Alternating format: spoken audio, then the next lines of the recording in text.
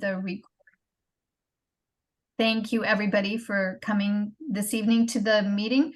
We have a couple of people who will not be here, Jim Hale and Trish Bartel.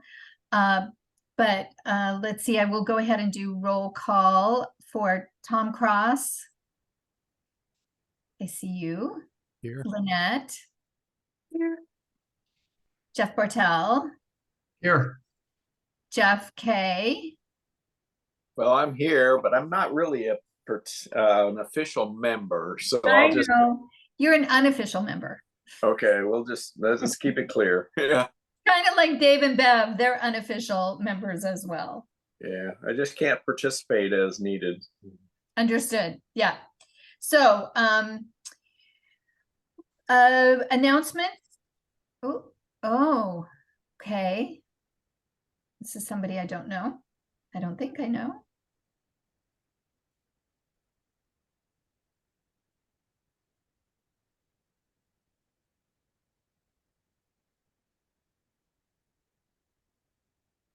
Hello, Leah. Thank you for joining us. Oh, that doesn't look like Leah. It's Seamus. Sorry. Seamus, I'm so glad you're here. Yes, excellent. So we're already recording. We're getting ready to start. Announcements. There will be a very important Board of Supervisors meeting October 31st.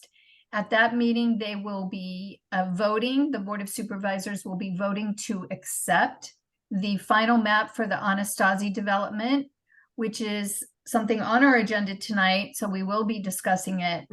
And obviously, as usual, there will be public comment, and there, I think, are quite a few people from Los Osos who plan to attend that meeting. So that's my announcement. Are there any public comments for items that are not on the agenda? You can raise your hand or just wave your real hand, your virtual hand.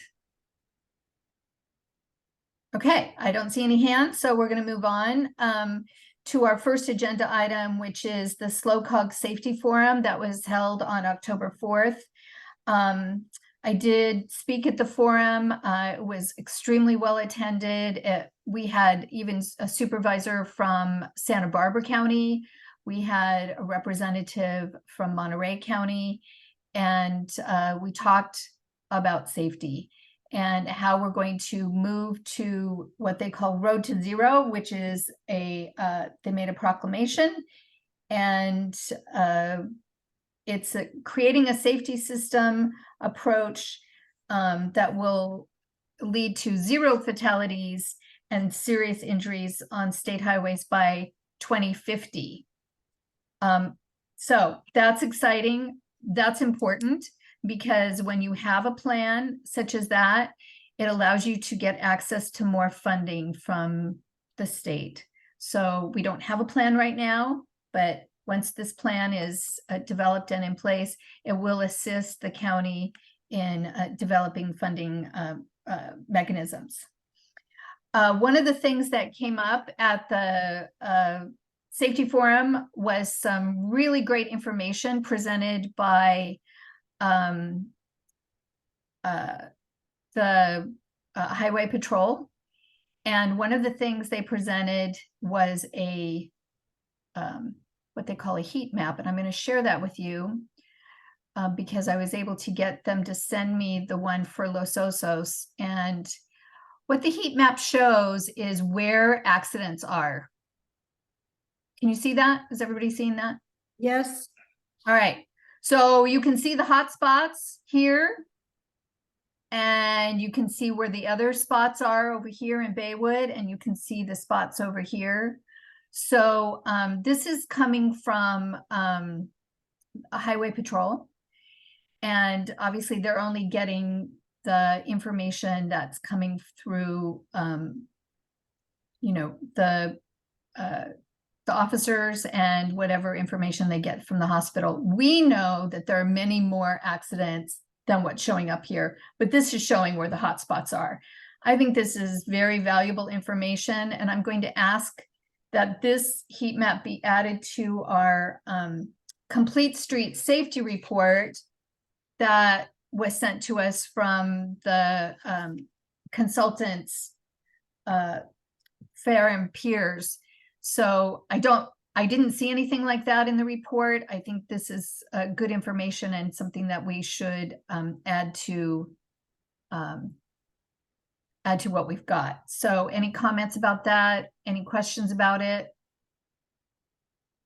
It was fascinating. They had a map for every part of the county, and some of the maps were pretty bad, especially up in Paso Robles. There on the 41, they call that Bloody Alley, actually, 2.5 miles up there, just as you're leaving Paso Robles. And some really heartrending stories were told about, things that happen on the state highways. And one of the most interesting and disappointing facts was that we have not enough highway patrol people here in SLO County. We have so many vacancies that they can barely make it. They can barely get around. So I know that our highway patrol guy, he patrols all the way up to Ragged Point. Ragged Point. And I don't know how far south he goes, but it's just, we need more. It's, I guess, not something that people want to sign on for as much as maybe they did in the past, but it's not just here in SLO County, but certainly in the other counties too, where they're seeing that there's a lack of officers for highway patrol.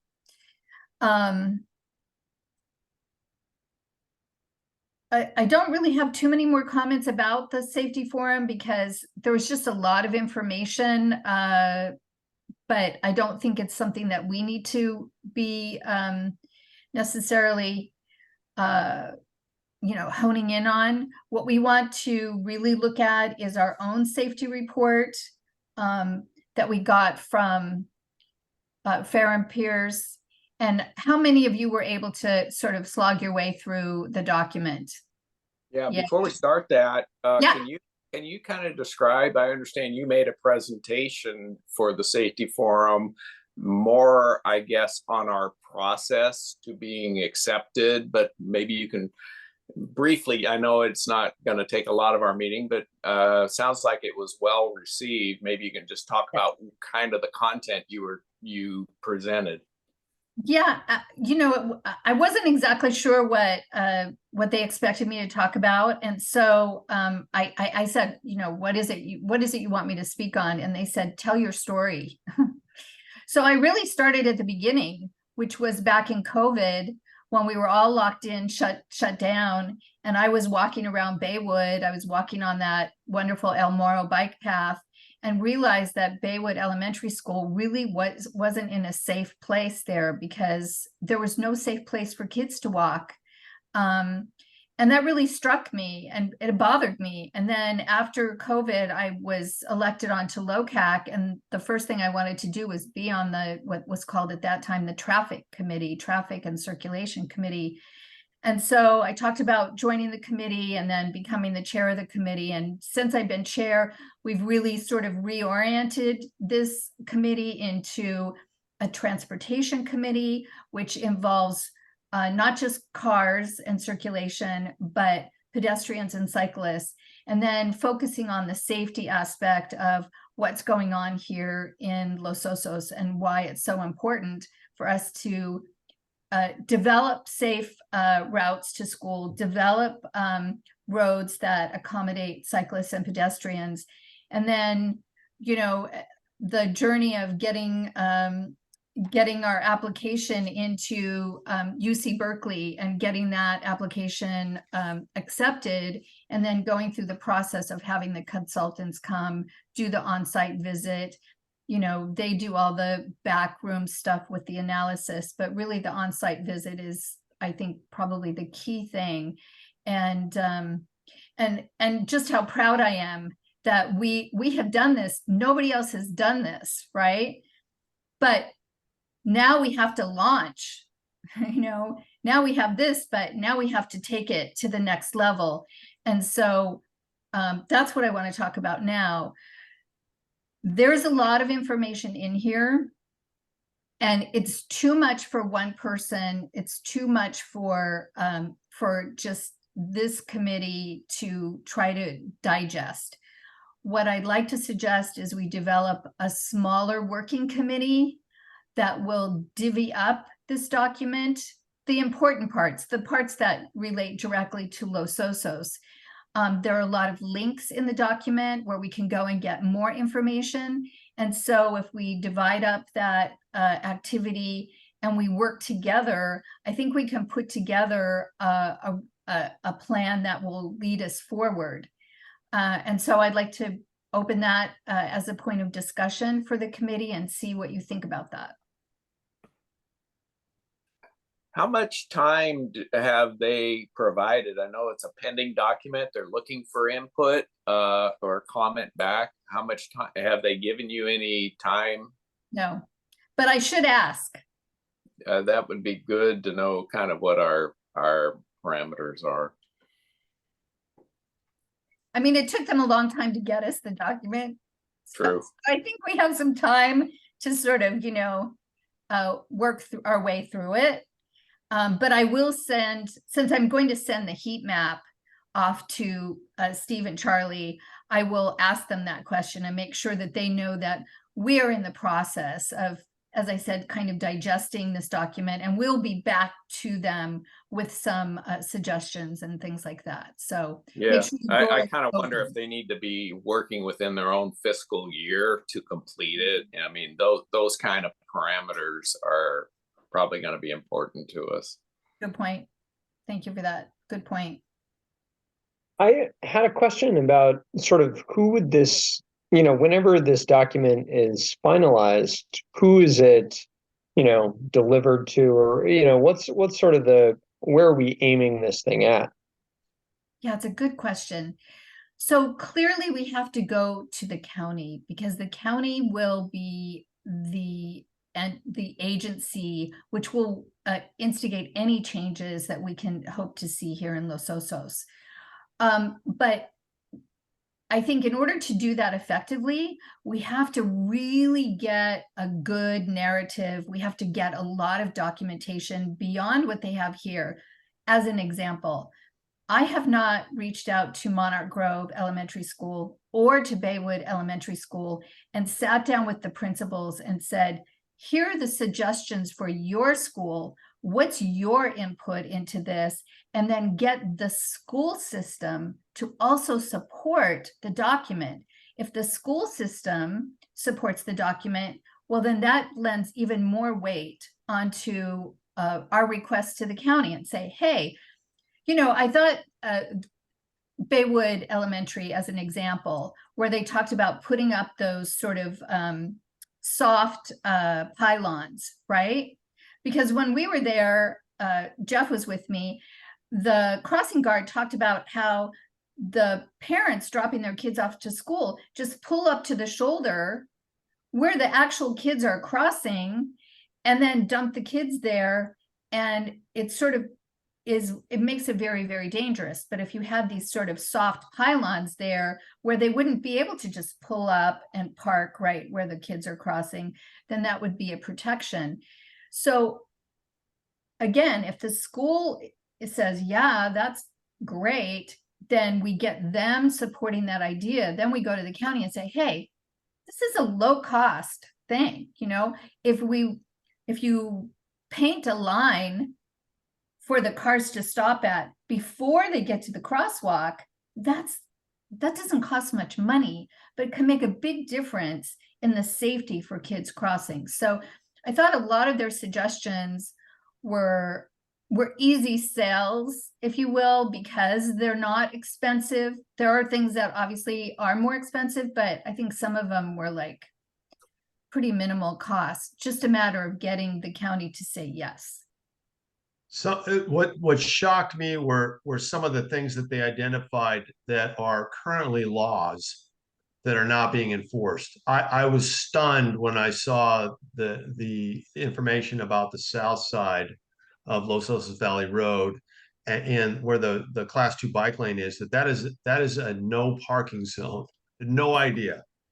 And same thing with the crossing and the intersection at Los Osos Valley Road and at Doris, that there are all certain times of the day, and of course it's supposed to correspond to when school is beginning to get into session, when school is out, when there's no left turn or right turn heading north onto Doris, and there's no way that that's being enforced either. So it's just shocking to me that those things have been going on for as long as they haven't. And I've lived here for 12, 13 years. I had no idea. No idea. And those are, I think, what you're alluding to. There's some real low cost, almost no cost things that could be done in terms of just signage that were on all three of the locations that were under study that could be done more or less immediately, in my mind. And then there's obviously some longer term, more costly ones in terms of sidewalks and infrastructure, the soft poles and those type of things that would take more, engineering work than just signage.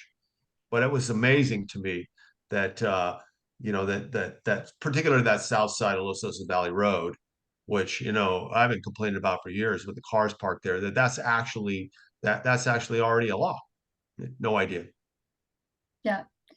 Yeah, and Monarch Grove, I have heard from the crossing guard where a car will be wanting to make a left turn if they're going, let's say they're going towards Pecho, and then a car behind them, they're in too much of a hurry, so they'll pull around the car on the wrong side to get around them, and they'll have kids standing right on the corner, and the car literally is within inches of the child standing on the corner waiting to cross. These kinds of things are usually because, I don't know, I'm making an assumption here, maybe these people don't live in Los Osos and they're just in a hurry to get to Montana de Oro. That may or may not be true, but I was in Mammoth a couple weeks ago, and I saw a school that had a school sign, school zone, 25 miles per hour, just like we normally, and then it had a ring of lights around it that were flashing, and it was powered by a little solar battery on the back, so that when you came into that school zone, it immediately caught your attention. Oh, kids are, it was certain times of day, I'm sure, when kids were going to school. And then you were like, oh yeah, I have to slow down. It's 25 miles per hour. Because if it's not always school zone, then people are just going to blast through. So I thought, again, Jeff, as you mentioned, low cost, how much could that cost? Can't be very much. So little things like that, I think we can really push on. And, and I think if we have the school, again, supporting us for these improvements, we'll get there faster. Yeah, one of the original questions was, what's the purpose of the document itself? And frankly, the way that I see it, and we've got to get it right and correct some inaccuracies in it. So I do think it'll take a little bit of time to wordsmith it. And it looks like a lot of it was a boilerplate document, and we need to make sure that it really reflects our community. But it's an authoritative, credible document that then can be used for grants. And you're right, just taking it to the county. And one of my suggestions is, frankly, I'm not sure if the county even has this to review as a pending document, but they should be involved so that maybe they can hit some of those low hanging fruit before we even have to work on it. But it's really a credible, respected, authoritative source that will be a foundation document to grant submissions. I was just recently on a trip. I spent quite a few miles, And it amazed me how much money was being spent on different little projects with little signages. This is being paid by your infrastructure dollars. We're not even in the game. And people are so far ahead of us on, frankly, I thought odd projects, but yeah, the dollars are there. So kind of, to respond back to that first question, I really think this is a foundation document to help facilitate us getting grants for whatever we start looking to do. So 2 good points here. Number 1, obviously I sent this document to John D'Annunzio at LOCAC. He was instrumental in helping us get this application in.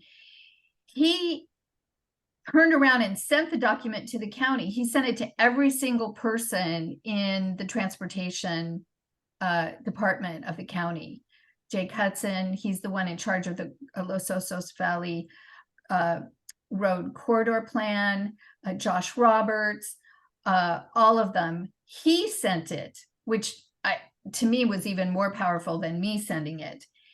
And then the second point made, Jeff, about it will help us get funding. I wanted to share this with you because I found it very interesting and I need to follow up with it.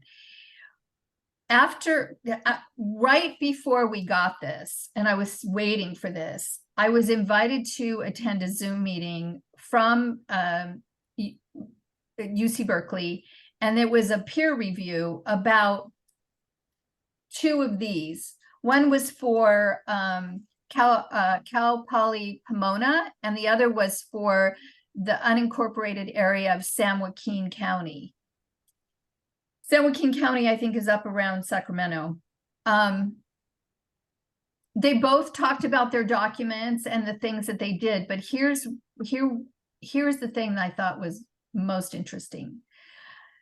The unincorporated area of San Joaquin County also had Fair and Peers as their consultant. After their document, they hired Fair and Peers to write a grant, and they got $3.3 million to do improvements in their unincorporated area. That kind of blew my mind. Okay, so I thought what I need to do is reach out to that woman at San Joaquin County and find out, okay, what did it cost you to hire Fair and Peers? How long did it take? Where did you go to get your funding? What were the critical things? And I think that's where we're headed. Whether we get a huge grant like that, I don't know, but that's really where we can use this document to get the money so that we can do the changes and the things that we need, combined with the fact that they're already doing the corridor study, which is going to result in some changes. We just want to make sure they're the right changes. Right? Right.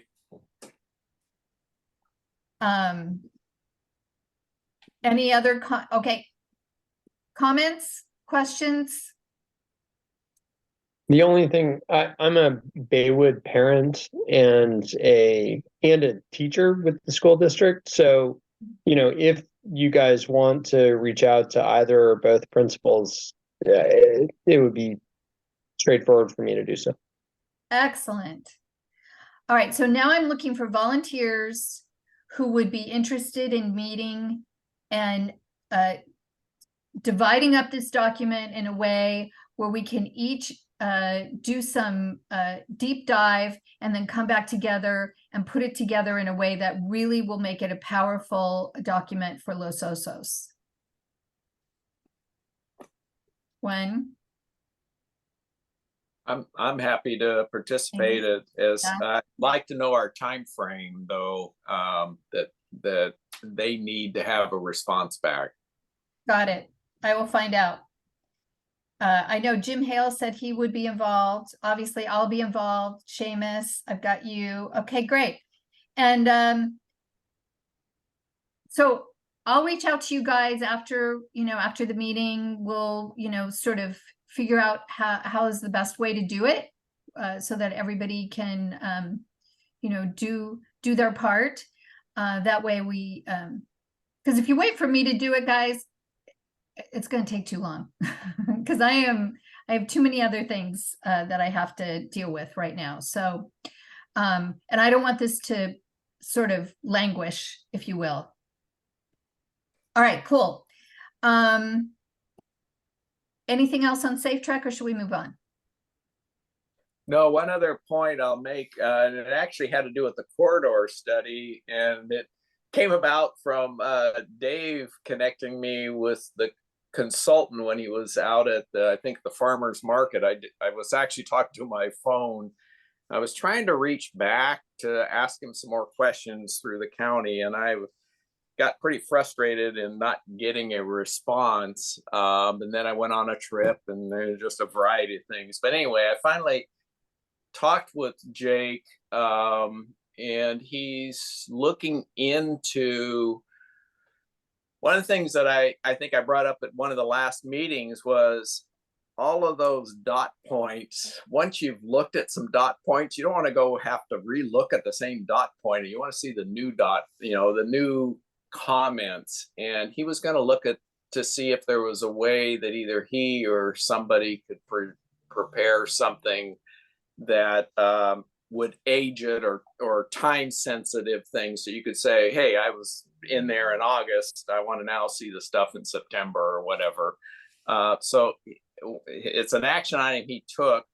One of the other questions I had for him that actually I forgot to remind him on, when I spoke with the consultant, he indicated, because I was concerned about the pedestrian and bicycle activity issue and really having a good sense of it.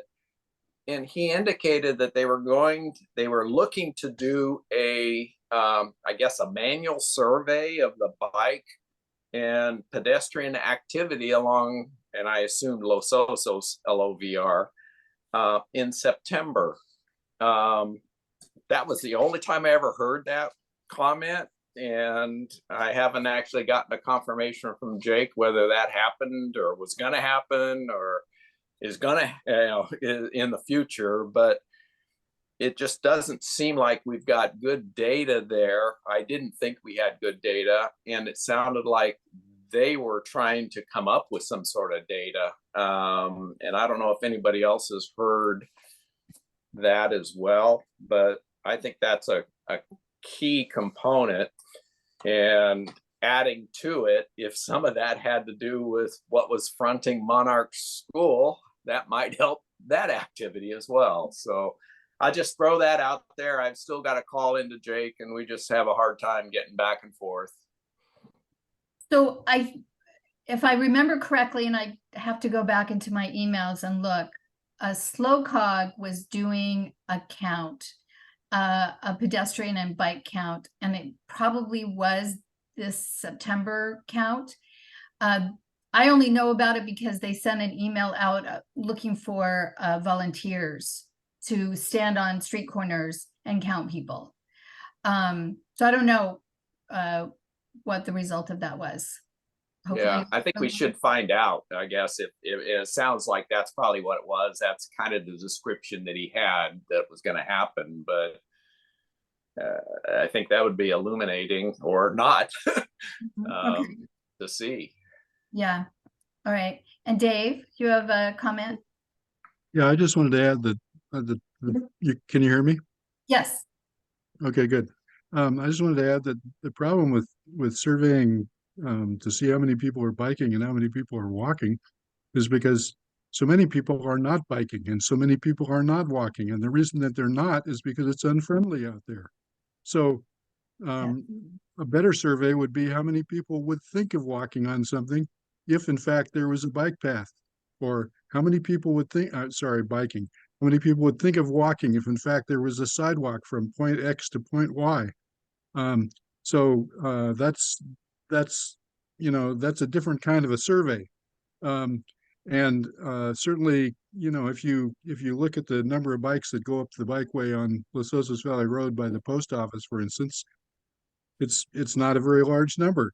And that's because, I mean, I would never ride there. It's ridiculous. Also, I just want to mention one little comment about something Jeff brought up about the boilerplate. When I was reading the report today, I noticed one place where they were talking about Bancroft Street, and that's in Berkeley. Yeah. Yes, I noticed that too.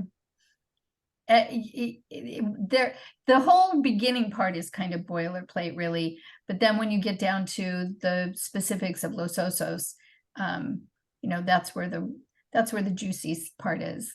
They had some good ideas for some places in Los Osos, and I was just sorry that one of the spots they visited wasn't 9th Street, around about the last stretch between San Luis and Ramona. But with the baby buggies being pushed down through the dirt. Anyway, that's for some other time. Yeah. Okay, great. Anything else on Safe Track? Any other comments anybody wants to make? The only other one that I would make, just as and I know we'll dive into the specifics, I guess, in a smaller group. The difficulty I really had with the overall document was using the word community, where community, and it was broadly used, where sometimes it would mean us as Los Osos community and residents and such. And then sometimes, if I was inferring it, it's frankly issues that the county has. So when it talks about, the community has a pedestrian plan, let's say, well, maybe the county does have one, but if I'm a person that's now reading this as a document, as an authoritative document, and I'm not super familiar with the details, frankly, it looks like we got our act together really good.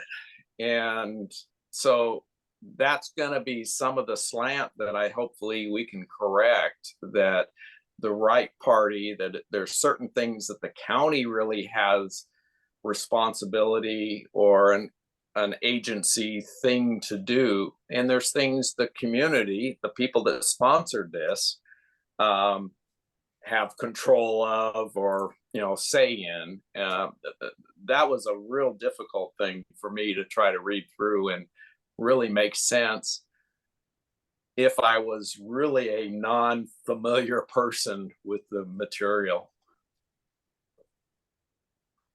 I completely agree with you, Jeff. It sort of boggled my mind because I was like, well, we don't have that. And then I realized, oh, they're talking about the county, because they sent a questionnaire to Jake Hudson and he had all these I saw it. There were all these boxes he had to check off. Do you have a pedestrian plan? Check. Yeah. Well, we don't have it, but they have it.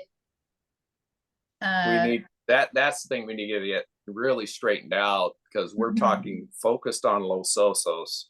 And yes, the county may have one overarching, but there's nothing specific to Los Osos, and they need to be clear on that.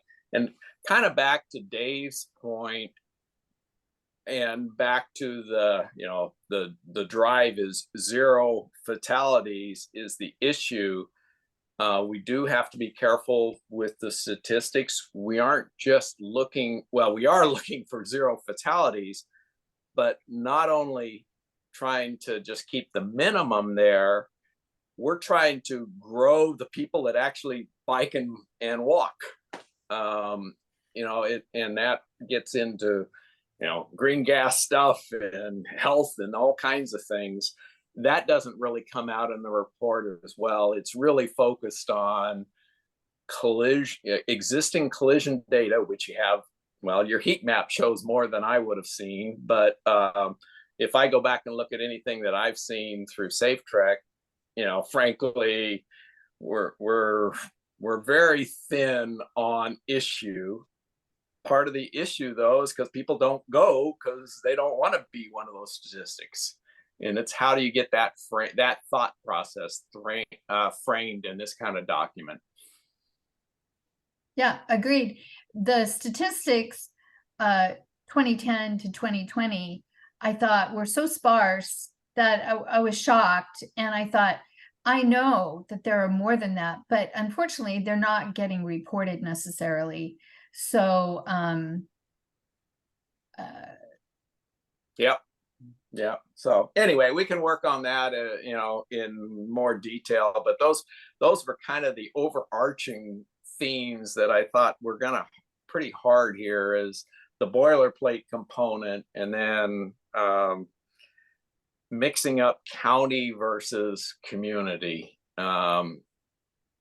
made me struggle with this. Yep. Excellent. Dave, you have another comment? I'll just add that, not included in the heat map are the close calls. Yes, indeed. Yes, and I really, really like what you said, Jeff, about we want to grow the bike and pedestrians, at the same time reduce the fatalities and serious injuries. So it's not just one side of the equation, it's the both sides of the equations as well. And, if you're in that no way, no how category, or if you're in the, yeah, I want to, but I'm scared category, you're not going to partake. Right. It's not safe out there. Even for people like Jeff Bartel, who is strong and fearless category, he doesn't want to go out there sometimes either. So I've given up on bike riding. Anyway, let's move on. Okay. So Anything else, Dave? One last Yeah, go ahead. comment. That is, from the county, we hear a lot of, no, we can't possibly do that. And no, you're barking up a tree that's never gonna, that dog won't hunt, that kind of stuff. They're interested in cars. There's no way to increase the ability of bicycles and people to walk on the road without interfering with cars' freedom. And that's, that just is one of the challenges that we're up against. The car people are never going to be happy with increasing things for the people who want to bike and walk. Right. Dave, you sent me the article from the Tribune. I had already marked it for myself, of a road improvement they're doing on El Camino Real there in Atascadero, where they're actually reducing lanes. Why? So that they can have more pedestrians. And so that is a very good example. And I guess the part I like about it the most is that it is here in SLO County where they're doing that. So we can point to that and say, see what you did there?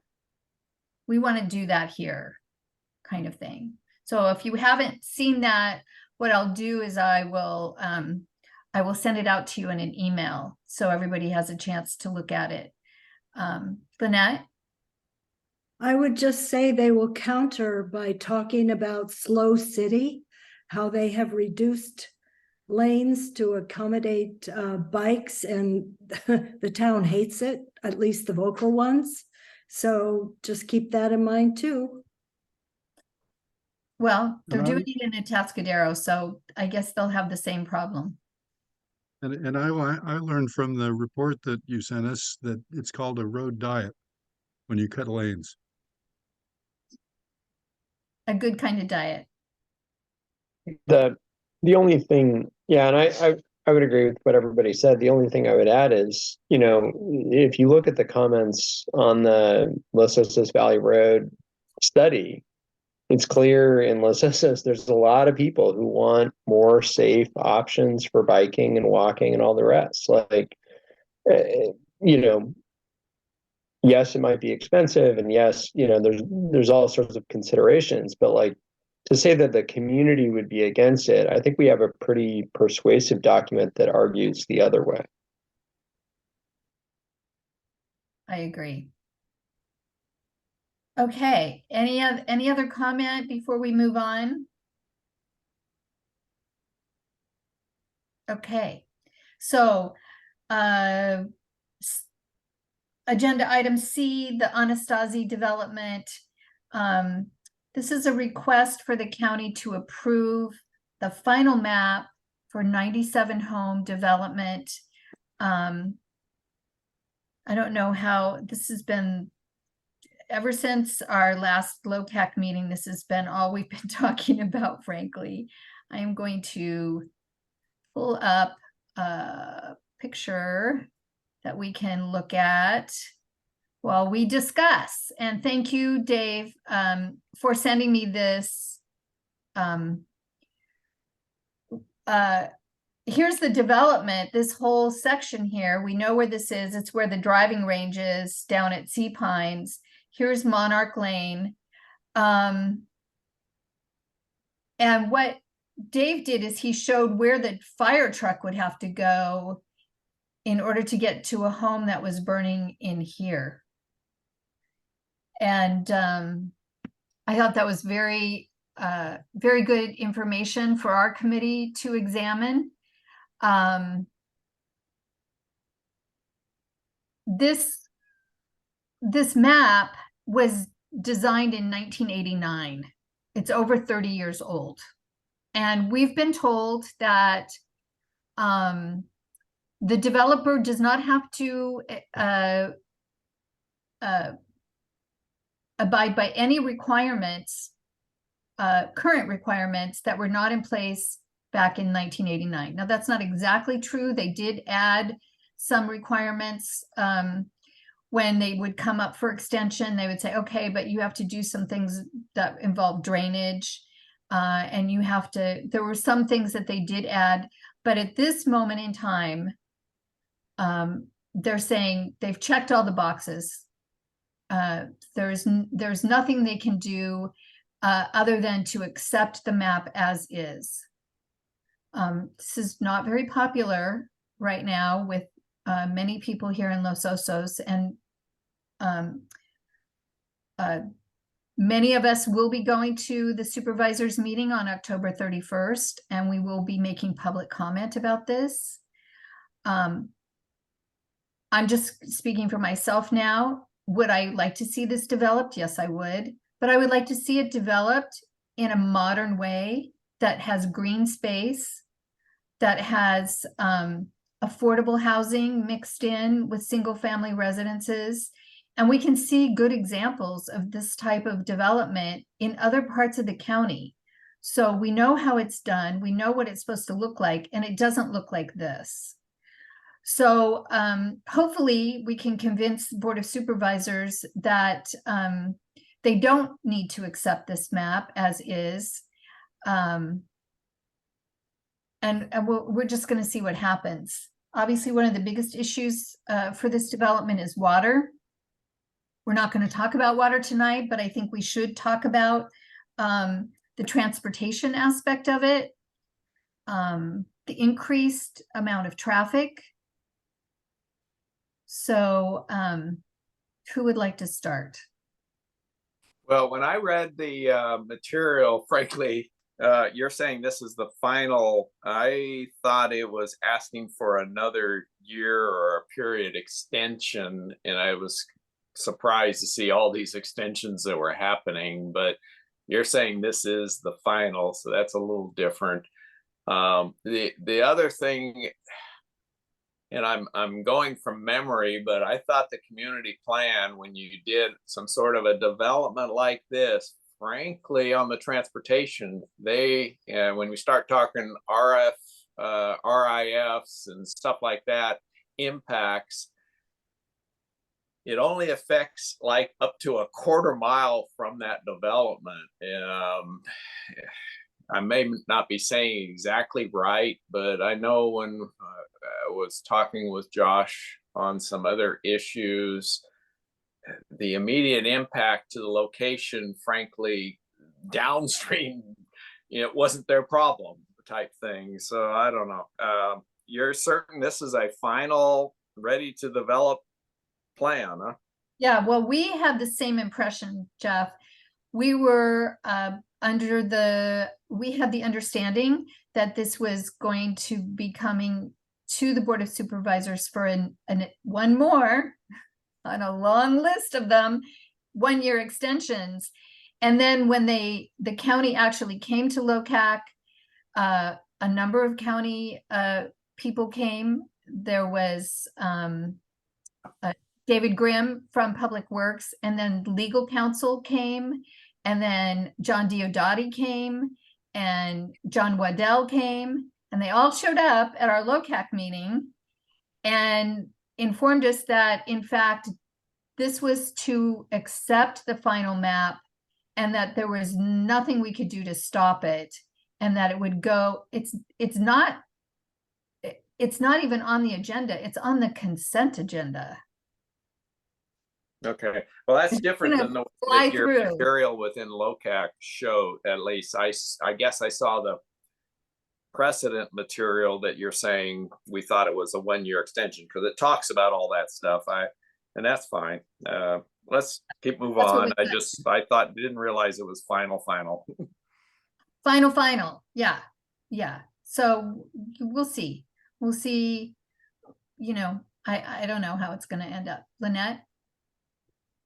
In case people are interested in the water component of this, the Basin Management Committee on Wednesday, October 18th, item number 5 on the agenda is presentation on Anastasi subdivision map by County of SLO and Public Works and County Council staff. So if people are interested this coming week, Basin Management Committee will be talking about Anastasi. Yeah, I believe they're going to be doing the same presentation they did at LOCAC. It's the same 2 people who will be there. Some of us missed that. Oh yeah, well, do come. It's quite fascinating what they're going to say. And then there will be a number of people, myself included, who will be there to do public comment. And yes, that was added as an agenda item. It was not on the original agenda, but it was pushed and finally accepted to be on the agenda. So we were happy to see that.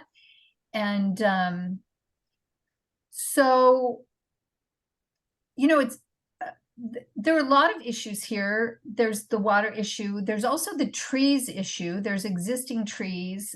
There's a drainage issue. Asphalt doesn't drain very well. And it's a highly sensitive environment. They're close to the estuary bay.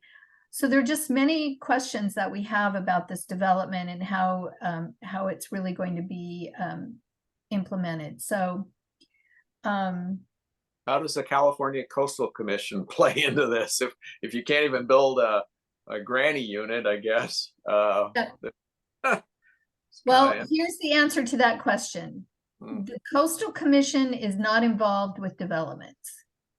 It is in the appealable zone, but what that means is that when you go to get a permit to build the house, then it can be appealed to the Coastal Commission, and the Coastal Commission can shut it down.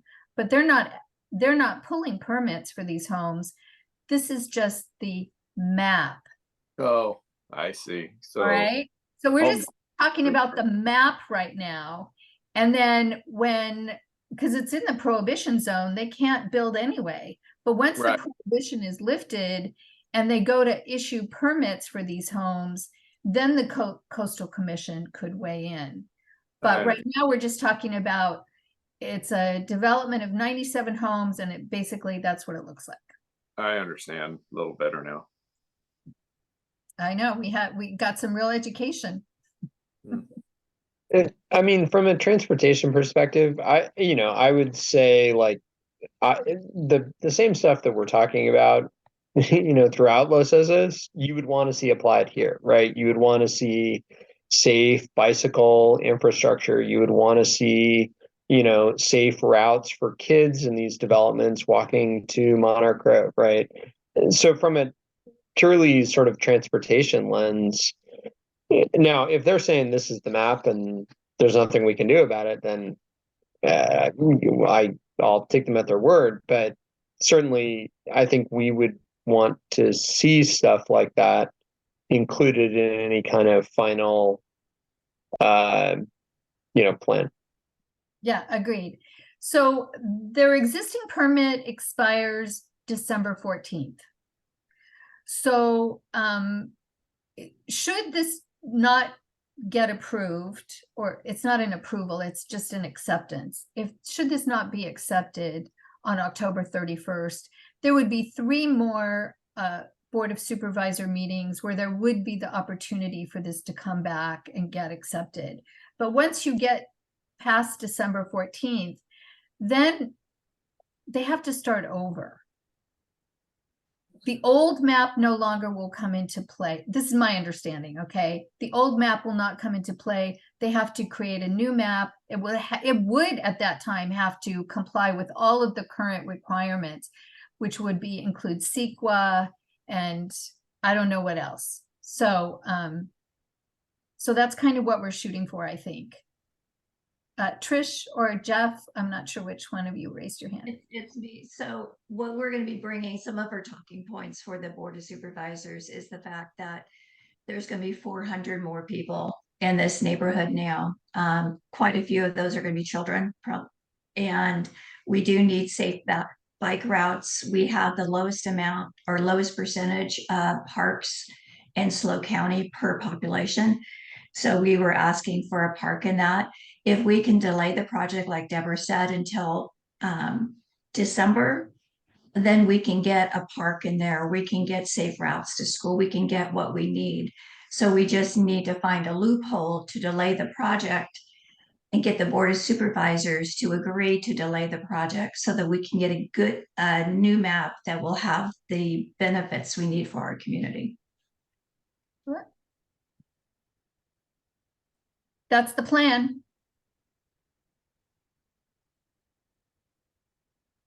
Any other questions or comments about Anastasia? Okay, well, that's all I have for the agenda tonight.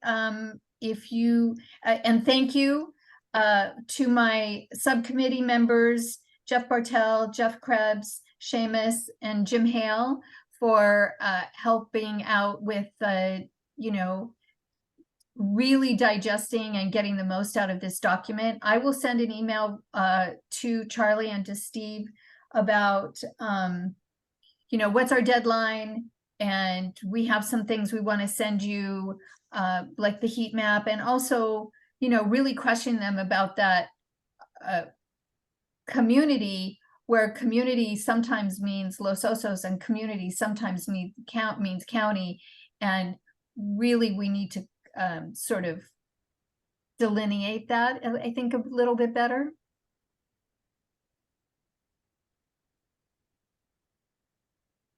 Okay, does that sound good?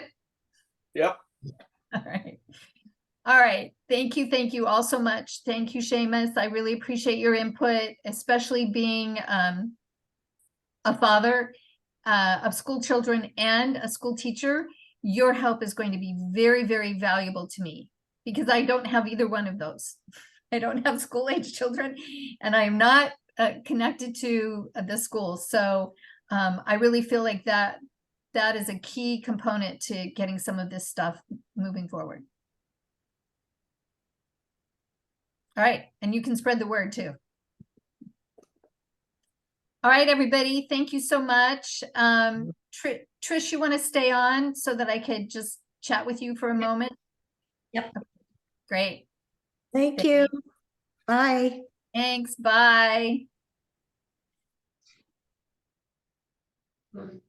Welcome home. Thank you. Been a long day. Did it all get fixed? Yeah, my car is fixed. It's home. Had a good District 1 candidate, so that was good interview this morning. And outreach got canceled. Kristen's goats got poisoned, so she's hand feeding them something to unpoison them.